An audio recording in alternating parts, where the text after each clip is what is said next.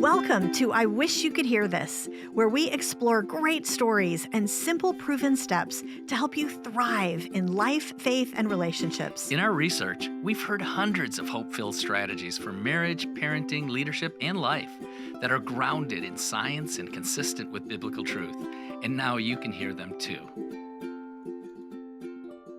I'm Shaunti Feldhahn. And I'm Jeff Feldhahn. Do you ever feel that you are just not doing enough for your marriage? Even though you're trying hard to be a good spouse, or maybe not enough for your kids, even though you're trying to be a great mom or dad.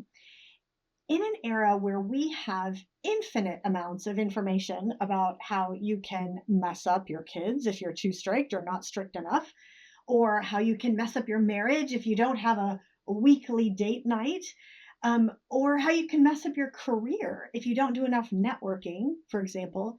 How do we know what to do that will matter for your parenting or your marriage or your career or your faith or anything else that's important to you? Today on I Wish You Could Hear This, we will be doing the first of a series of podcasts that we will launch over the next few weeks and months about the power of just doing the next right thing in all those areas. So today, we're tackling doing the next right thing in marriage and sharing some findings from our research and the research of others. So let's put all the angst into perspective with the reality that intentionality and doing something is better than trying to get it all perfect. So that is what we are going to be diving into today. So should I share the story of why and how this kind of bubbled up? I think you should, because it's important. Yeah, so a week or so ago, I was, at work, and a colleague of mine, and she's probably been married 15 years, has a really good, strong, solid marriage, couple of kids, and we've had lots of conversations about relationships. She knows what I do outside of the law stuff. And people in his law practice and where he works with his clients are all very tickled that he is also an author and a podcaster. Yeah, all of that. So it's great. So I get relationship questions as well as contract questions in my work day. So anyways, this individual has been very intentional about how they parent. She and her husband parent, how they, approach their relationship. And she was talking about just the other day about how there's a little concern that she feels because, they've got a couple of school-age kids, and as they, do lots of the parental activities, all the running around, all of the running around. At the end of the day, they're pretty tired. Both working full-time jobs and then the parenting thing. Nobody listening to this knows what they're talking about. No. And she said, I realized that I'm on the couch reading, and my husband's in another room listening to something or watching a movie, doing his own thing. And she said, I realized that, maybe this isn't good, because as our kids are going to get older, leave the nest, are we going to be two people that each do our own thing separate from one another?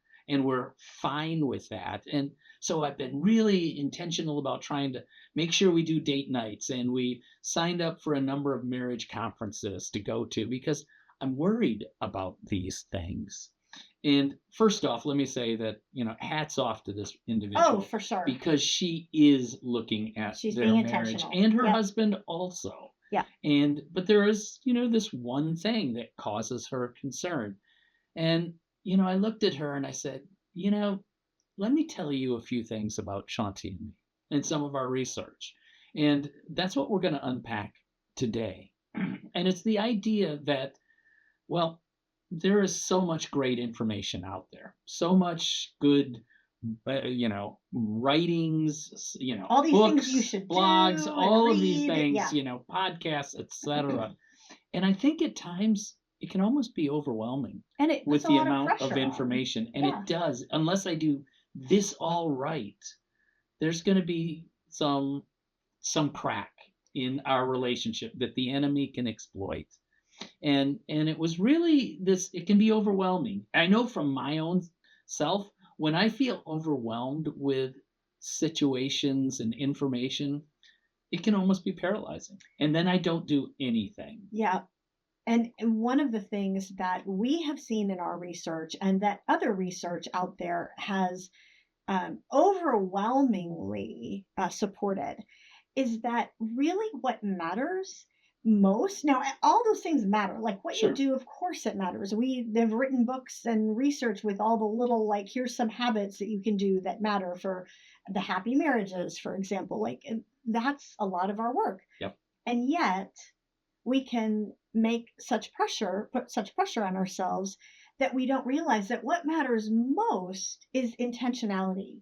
And what matters most is trying, yes, learn what you can, try to get the knowledge that matters, try to do the things as best you can, but recognize that you're just paying attention to it and trying your best is far more potent Mm. in most cases than doing exactly what has to happen next. Like, oh my gosh, if we do not have a date night every Friday night, our marriage is going to Is suffer. at risk. Well, actually, what we found in our research is it's not about a date night. I know some people might like raise their eyebrows at that, but literally, we did a massive nationally representative survey of the happiest couples and everybody else, trying to figure out what was the difference.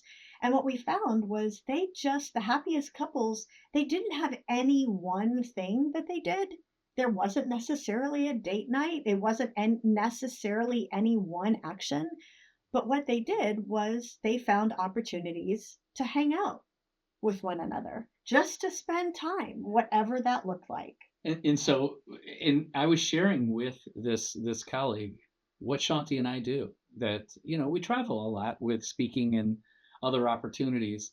So we're away from our home a lot. So going on a date night outside the house is a little bit of It can be a a bit of a stretch. stretch. Well, especially now we're empty nesters. Yeah, But when the kids were at home, I'm like, we didn't want to. I didn't want to leave them for Sure. another evening to go out on a date night. Correct. So what I told her was that, almost every morning we sit and drink coffee together. And it's not like we're discussing deep relationship things. We're both reading the news. And we'll chime in from time to time. Hey, did you hear about this? Or No. listen to And listen this. to, Yeah. and that's how we do it. And it was a huge relief to her. She goes, really?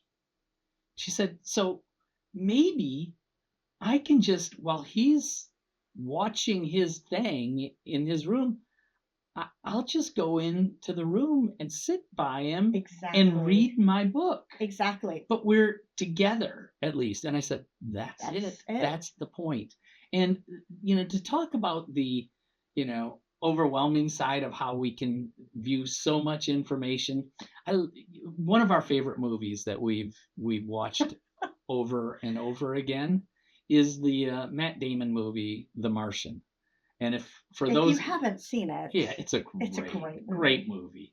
And so, anyways, Matt Damon, just to spoil it for everyone, is an astronaut who gets left behind on Mars. They thought he was dead, his crew, and they had to immediately leave the planet, but he was alive.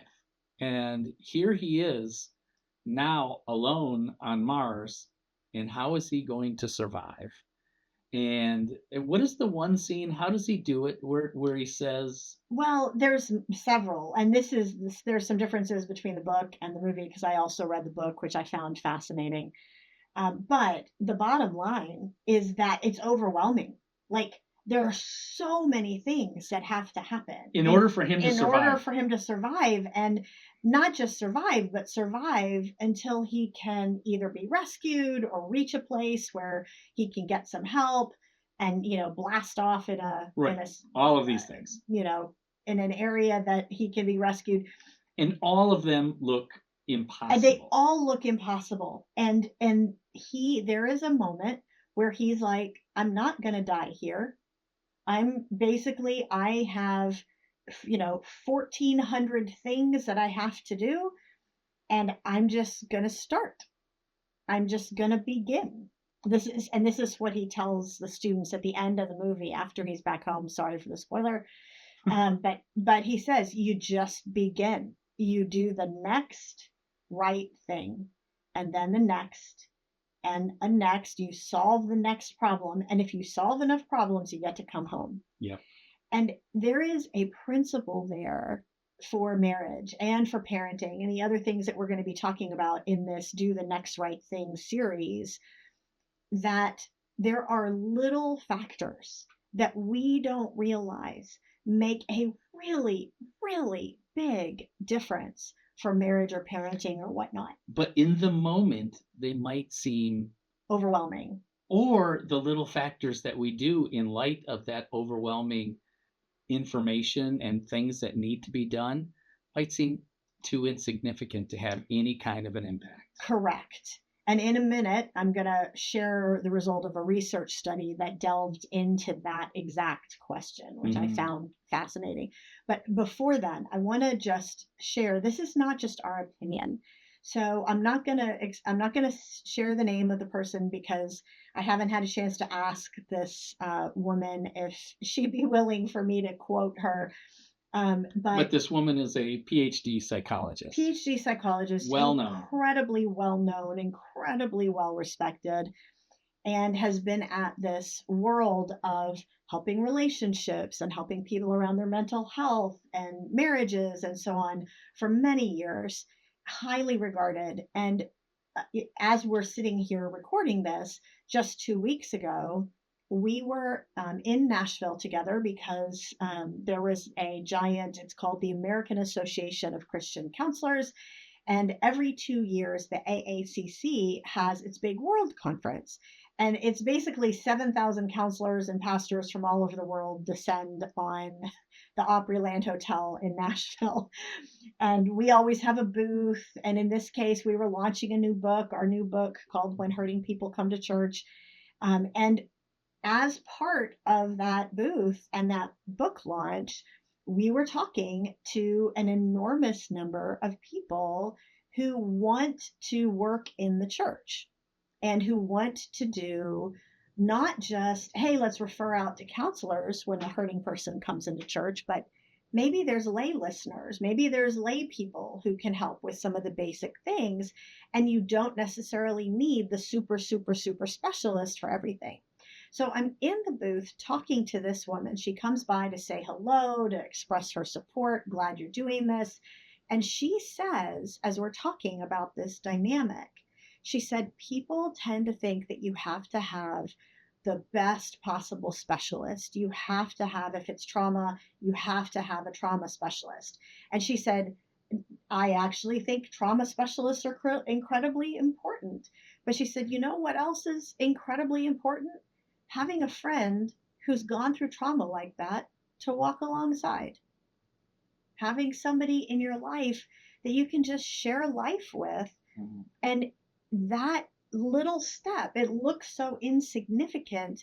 And she said that, in my view, is just as important as getting referred to just the right trauma specialist for your issue. And we sat there and talked for about half an hour and I was picking her brain and using this as an opportunity to do a in the moment interview. And she said, I think we put so much pressure on ourselves for everything, for marriage, for parenting, for everything we do, where we think good enough is not just good enough, that it has to be just perfect. And that if it's not, we're somehow going backwards. And she said, we have to reclaim the idea of just taking the next step and saying, it may not be perfect, but it's good enough to get me moving forward. And that, in her opinion and her experience over the last however many years, which I won't share because that would kind of give it away, of who she is, in her lengthy experience, that is a missing element in human thriving, is truly just being willing to take the next right step. So we're going to take a break, a quick break. and we're going to be right back, and we're going to explain the study that actually unpacks this. The study that unpacked the truth of this, the next right thing really matters. This actually came from something you read. Yeah, it is. It's I was reading an article, and this was, gosh, it's almost embarrassing to say it was almost 15 years ago, and I thought it was only 3 years ago until we looked up the article. And it was an article in. The fact that you can remember Hmm. something from 15 years ago is really impressive. I just have to tell everybody listening to this, Jeff has this really crazy memory. He remembers things Yeah, really well. so sometimes some things would be better forgotten, but alas, that also comes with it. So this article, it was written in Harvard Business Review, and it was called "The Power of Small Wins," and it was just fascinating. Now, it was for a business setting, Yeah. and you, after I told you about it, you just recently read it. So why don't you, if you don't mind, taking a crack at kind of summarizing it a little bit, and then also talking about the underlying study that it was based on, and what it means for marriage, and what it means because for marriage. like we said, it was a workplace finding and workplace research, but man, there's some great applications for marriage and parenting and a bunch of other things. So essentially, here is the sort of study that this thing was based on. There were some Nobel Prize winners from years and years ago that were studying some scientific elements, and they looked at something that was a bit tangential. It wasn't initially what they were studying, and they discovered something that they called the progress principle. And here's the way that they put this. This is their quote, and I'm quoting this here because we're going to put a link to the show notes in the show notes to the article, but it's behind a paywall. So you have to actually buy the article in order to read it. So I'm just going to give you a couple of quotes from it that I thought were particularly helpful. So here's what they said the progress principle is. Of all the things that can boost emotions, motivation, and perceptions during a workday, or we would argue, boost those feelings and motivation and perceptions about the marriage, because there's some similarities. Of all the things that can do that, the single most important is making progress in meaningful work. And the more frequently people experience that sense of progress, the more likely they are to be creatively productive in the long run. And here's the thing about this that was so important in what they found. Statistically, they found none of what people see as progress that increases our motivation and our feeling that things are going well, it doesn't need to be big. And they said, quote, everyday progress, even a small win, can make all the difference in how that person feels and performs at a workplace. They call this the progress principle. Honestly, I think in marriage, you could call that the hope principle. Someone has the hope to keep going because of these little small wins every day. Now, this reminds me, obviously, of the book that the research in the book that I put out more than 10 years ago called The Good News About Marriage. One of the common denominators that we have found in all of our research over the years with couples, with people, marriages, relationships, etc., is that there's really only, when you boil it down, there's really only one common denominator under whether a marriage survives or whether it fails. Lots of factors, obviously, in the mix, thousands of factors. But in terms of either outcome, there's only one. And that is, does the couple have a sense of hope or do they have a sense of futility?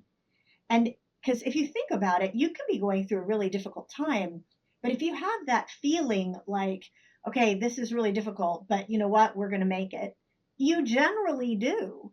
The death spiral starts when one or both people starts thinking, you know what, this is never going to change, that there is no hope.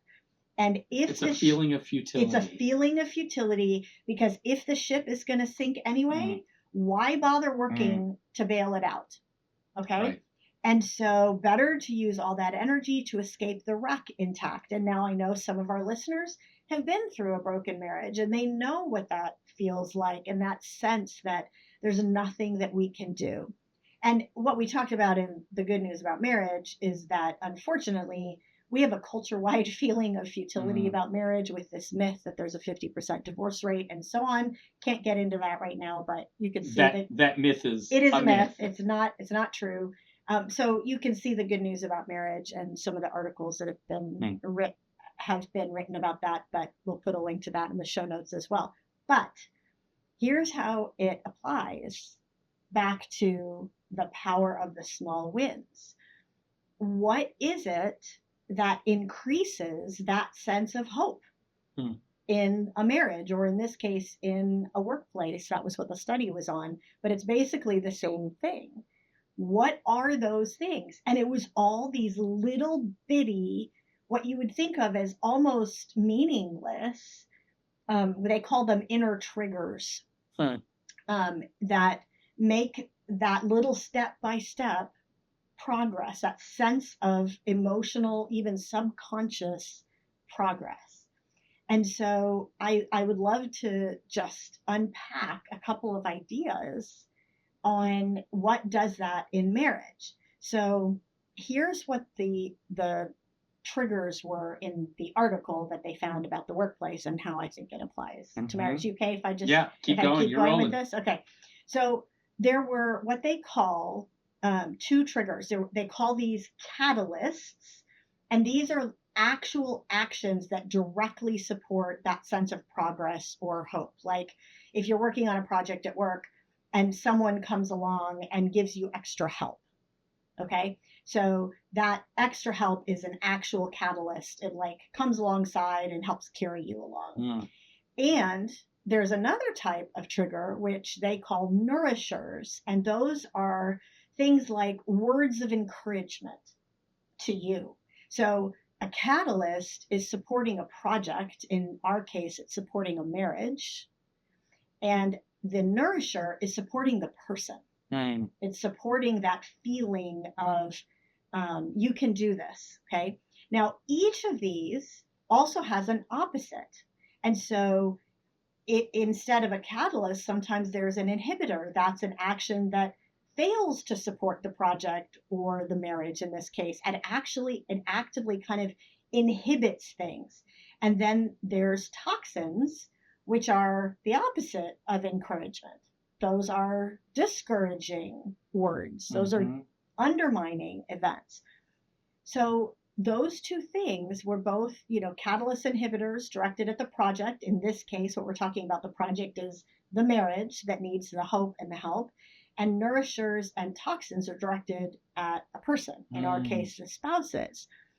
And then, as another factor, with all of that, what created all those little bitty factors, these little catalysts and these little, inhibitors or, toxins or the nourishers or the things that made progress or not, it turns out it was what was being changed was the person's perception. Huh.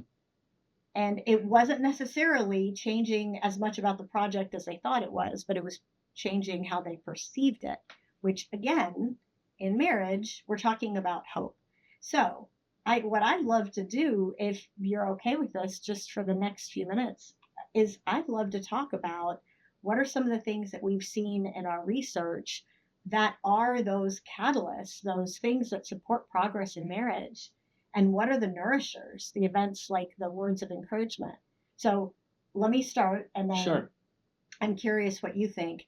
One of the things that's a catalyst that all the research shows is incredibly important is actually being in community, Um, is being around other people, especially around other healthy couples who can speak into your life and encourage you.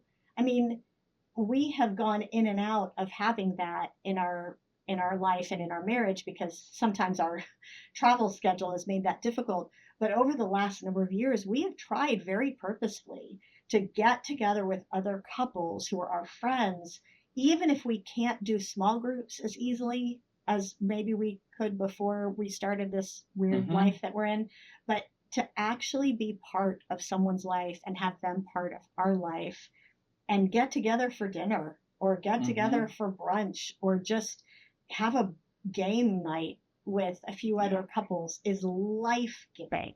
So that's a cat to me, that's a really, really critical catalyst action. Doing the next right thing might be call a friend this afternoon, put down this podcast, pick up your phone, call a friend and say, can we get together on Friday night for a date night? That's great. So, just kind of thinking, and again, off the top of my head, um, maybe on the nourisher toxin side of Mm-hmm. things. Um, and I'm going to just, this will be a personal, Go for it. Okay, little I'm bit of looking. transparency I'm here. looking at him. For those of you who aren't watching on YouTube, I'm looking at him in slight alarm. So But there's it's a couple okay. of things. Shaunti did um, mention earlier in this podcast that my memory sometimes is I do have the ability to remember um, rather obscure or facts or things that have occurred. Oh, I mean, like literally. I'll give you an example. So somebody walks into church. We're walking out for this. They're coming in for the second service, and Jeff goes up to the guy and he says, "Bob."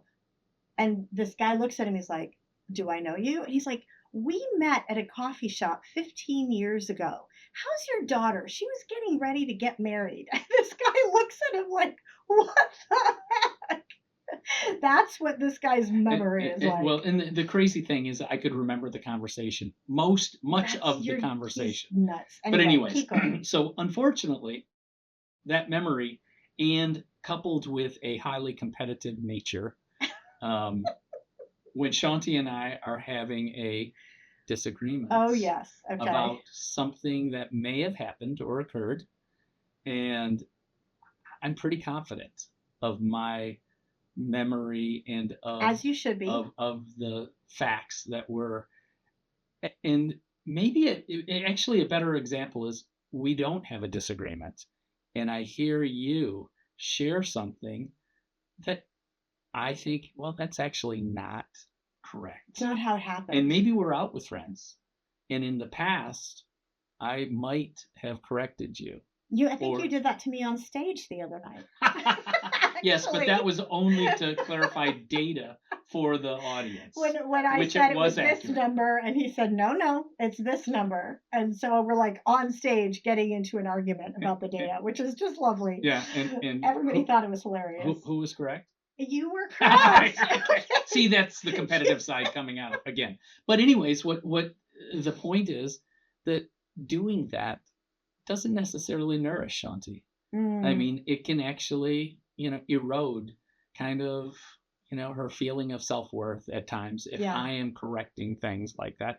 Even if in the case of accuracy, how important is it? Which is more important? Yeah, which is more important for you to be nourished, for you to go, and big deal if it was 1993 as opposed to 1998. Yeah, it really doesn't matter. So I think what this means for the next right thing is, in the moment, the next right thing might be, I'm going to choose to let this go. Yeah, right. It's just exactly a little bitty thing. Exactly right. But I'm going to choose to just and let this and go. for the competitive, the accuracy fact person, that might feel uncomfortable. And some of these things may feel uncomfortable. Yeah. They may feel insignificant. And so here's one of the things that you had mentioned earlier about the importance of perception. Yeah. A book that I've recently read is called The Gap and the Gain. A friend bought it for me and said, you really need to read this. And it's a fascinating book written by a psychologist and a business executive who has done training for thousands and thousands of executives over the past 20 years. And so anyways, in this book, the idea is, if we're talking about a relationship, you may be thinking, we want to be in a place where there is, or financial, a financial goal or relational goal or anything like that. And we can oftentimes look at that goal and see how far we are from getting there and That's the attaining gap. that. That's the gap. And it can lead to those people who focus on that often, inordinately, to a lot of dissatisfaction currently Interesting. in the relationship, as opposed to the people who live in the game. And they're just equally also, they see where the goal is, but they're able to look backwards and go where we were and Interesting. look where we are now.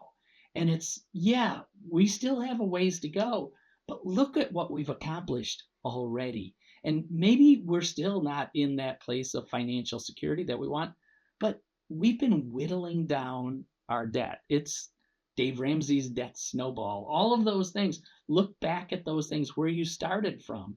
And in your relationship, look back at those times when Jeff would correct you and say, you know what, Mm, that's not accurate. And now I can just go, you know, not a big deal on whatever it is. yeah, And that's a great, we're not where we used to be. that's And that's positive. perfect. Well, it's also perfect. It's a perfect example of, again, the power of a small win. Right. It doesn't have to be a huge win.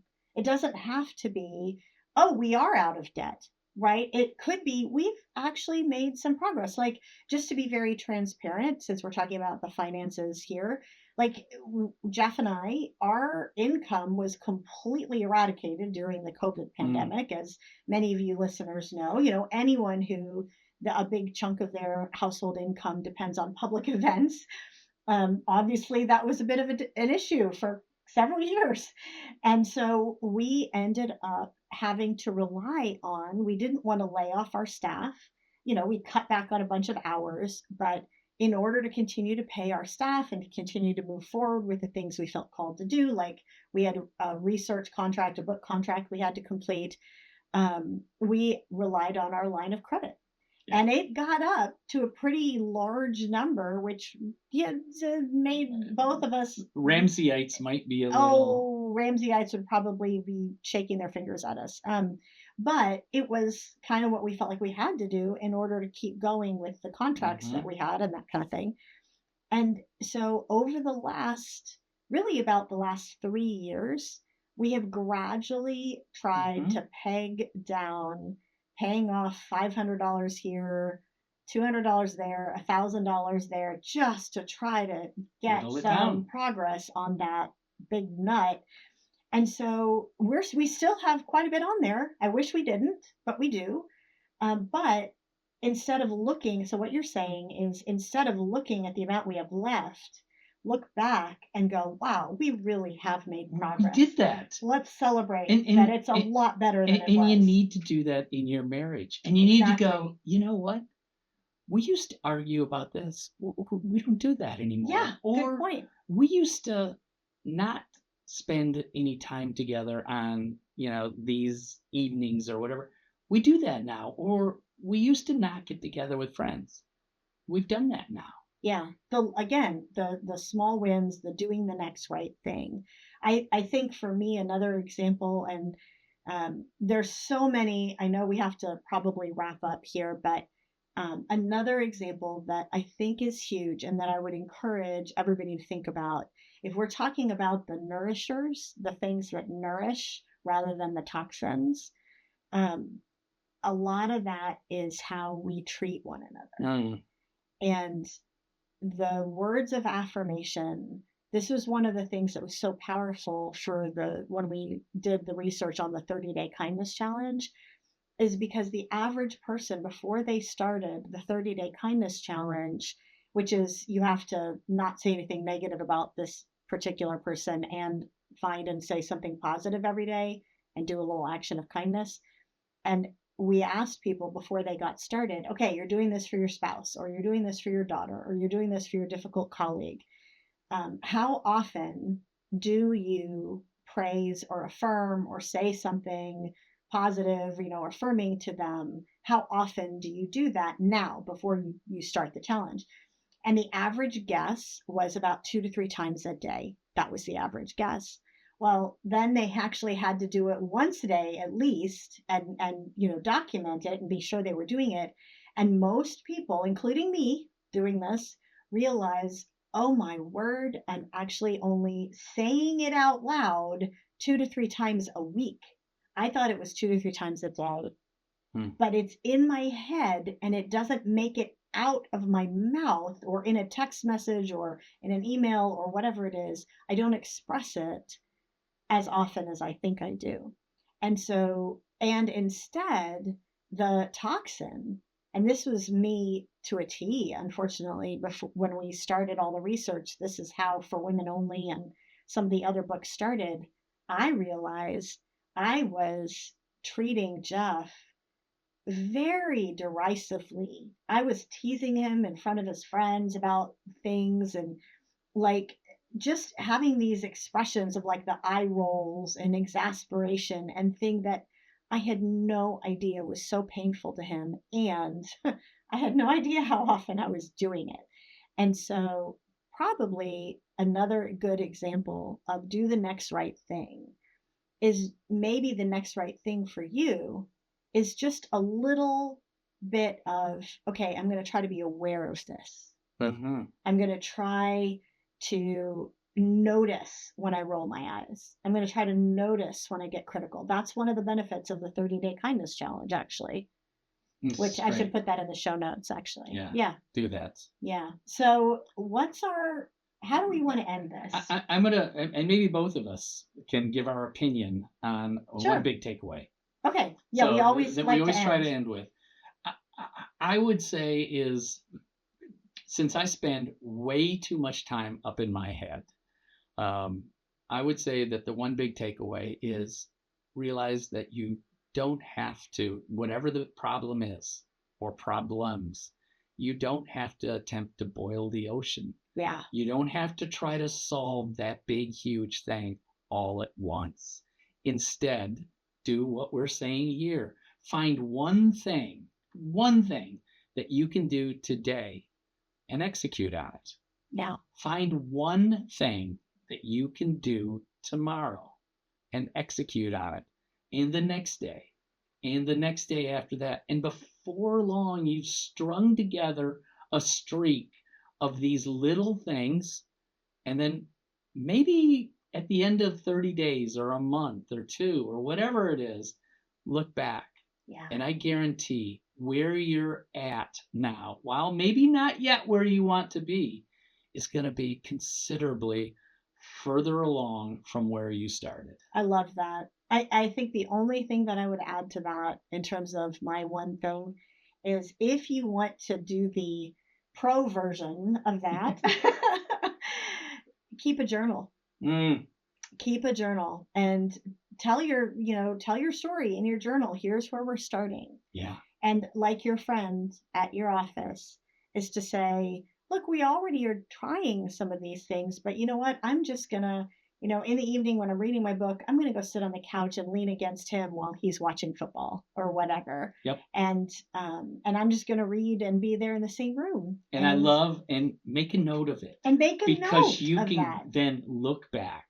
It's great. Exactly. And do whatever that is, that next right thing that you do, just make a note of it. And that way, again, the gap in the gain, you can look back on the gain and see the things that you did and sort of rejoice in that and celebrate that. So thanks for joining us on this episode of I Wish You Could Hear This. Send this to someone who needs it, maybe who's been putting way too much pressure on themselves, to encourage them. And please tag us on all your social media channels. Thanks for listening to I Wish You Could Hear This. Remember to subscribe to our podcast. And as always, forward today's audio or video link to a friend, counselor, or pastor who would be encouraged.